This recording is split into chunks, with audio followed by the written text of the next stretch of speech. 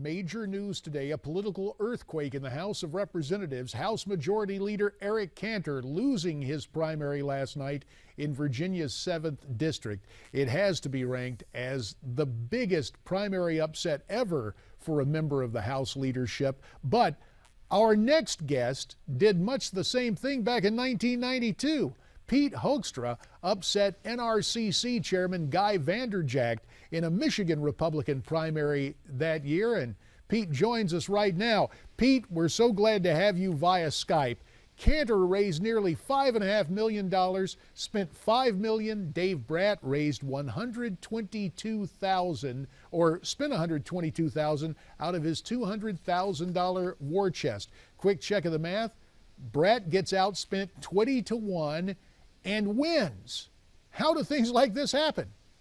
Well, what happens, I mean, you referenced 1992. I'd like to think back in 1992 that all those folks that voted for me in West Michigan said, you know, this Hoekstra guy, he's really a good guy, and we're going to vote for him. We want him in Congress. But I think in a race like this, and what happened in Virginia yesterday, it's really a referendum on Washington and somewhat a referendum on the incumbent. I think voters are absolutely furious with Washington, just like they were in 1992, like they were in 1994.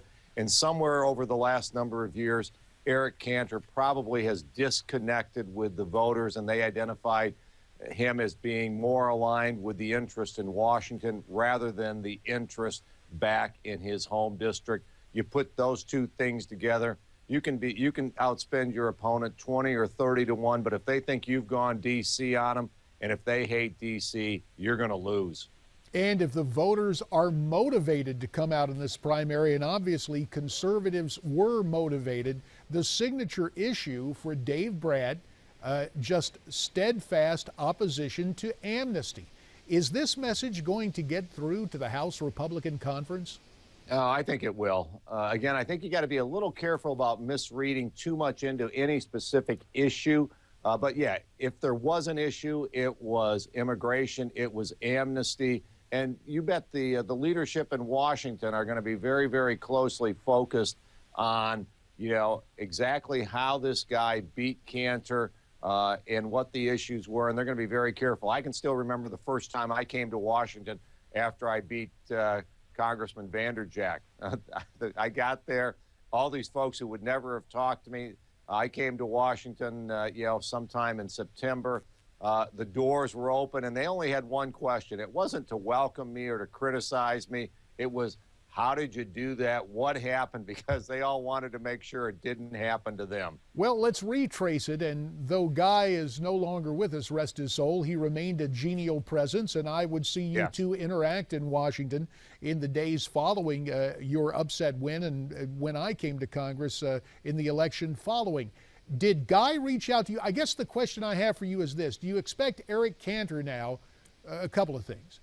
Will Cantor resign as majority leader, and will one of his first steps be to max out from his leadership pack to Dave Brat?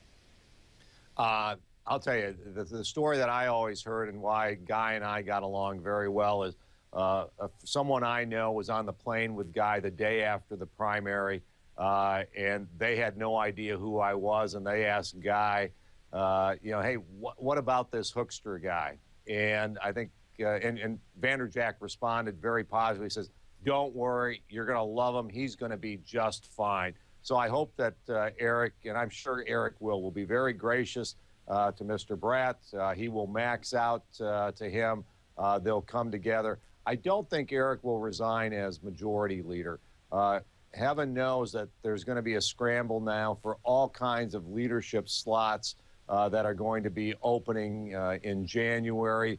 And I don't think he's going to resign and begin that messy process right now. He'll stay as majority leader, provide some stability and leadership through the remaining months of this cycle, and then graciously step aside in January. Now, what about the NRCC? The job of the NRCC is to re-elect incumbents. You defeated the NRCC chair back in '92. Did that organization step in and help you in the general election? They really didn't, but they didn't have to. You know, I represented a very solid Republican district. I was going to win. They didn't do anything to undercut me. They maybe cut me a small check, but I didn't need their help. And, you know, I'm sure what Mr. Brat's going to want is the same thing. If he needs help, I'm sure they'll come in. But what Mr. Brat wants and what the rest of the conference wants is they want, you know, they want Greg Walden as chair of the NRC to focus on growing the Republican majority.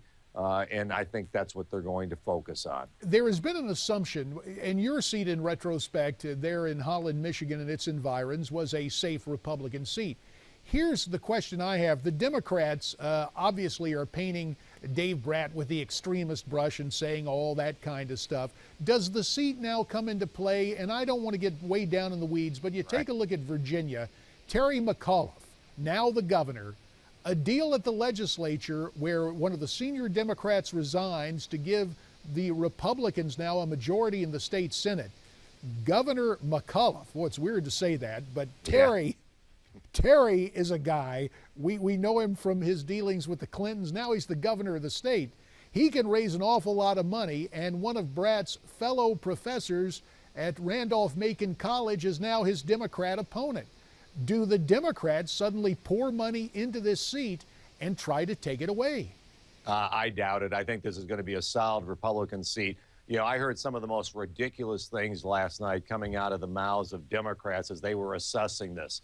You know, Brat is an extremist. The Republicans have moved further to the right. I think you're going to, I don't know Mr. Brat. I think you're going to find him to be a very reasonable, down-to-earth guy who's going to be mainstream. You know, he's going to be a solid conservative Republican. He's not going to be a flaming, you know, right-wing person that people are going to say, wow, is this what the Republican Party is?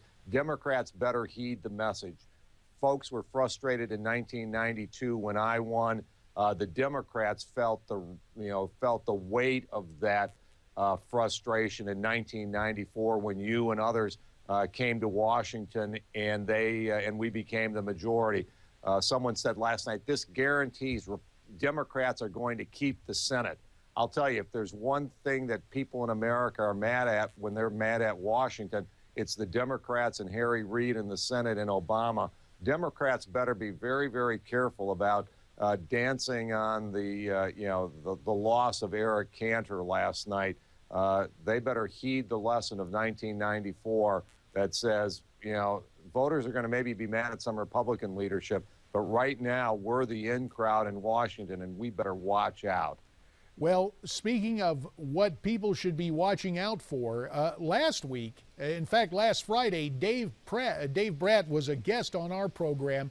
Let's take you back, and we'll listen to what he had to say about the primary and his campaign strategy against Eric Cantor. And I'm running 100% as a Republican, right, on the Republican creed. And Eric has a pack called Eric.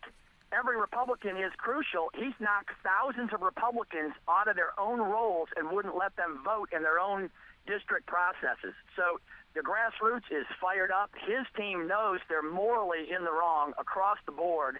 And so none of his supporters are on fire because they know they got a bad horse. So everyone's switching horses, and I think we're going to have a win on Tuesday. And he got a win on Tuesday. Now, in his public statements, Dave Brat has been very magnanimous and gracious toward Eric Cantor, saying as a person, Eric's a great guy. He was just on the wrong track. And you take a look at Dave Brat, it was interesting, and we know the rules of politics, Pete. You try to define your opponent. The Cantor campaign actually tried to define Dave Brat as a, quote, liberal college professor. But other than that attack, there was no public record. Dave had not held public office. So that was an advantage, being a true outsider, was it not? Oh, absolutely. Again, folks are frustrated with the leadership in Washington, both Republicans and Democrats. Eric fell clearly into that camp. I think the other thing you're going to find is that, you know, in the post-mortem here, Eric probably did not, well, you know, he didn't run a good campaign. He lost. He lost to somebody he should never have lost to. You compare that to what Lindsey Graham, who some people early in this election cycle said, now there's someone who's in trouble. You know, Lindsey Graham ran a very very good campaign. I think he ended up last night with 59% of the vote. But it didn't hurt that he had 6 challengers, none of them well funded. Yeah, that's true. Every race is different, and while Lindsey hung on in the Senate, this story from the House remains huge. Pete Hoekstra, we departed from our normal intelligence brief to get a political brief today in view of this surprising news out of the Commonwealth of Virginia. As always, we thank you for your insights and your life experience pulling a similar upset back there in 1992. Thanks so much. So Pete's laid it out. He says, be careful, don't read too much into this victory. Well, what do you see from the victory of Dave Brat? We'd love to have your input. Why don't you text me your comments, or tweet me your comments, I should say, at Newsmax TV, hashtag America's Forum. You can email us, connect@newsmaxtv.com, and don't forget Facebook, facebook.com/Newsmax. We're coming right back on America's Forum.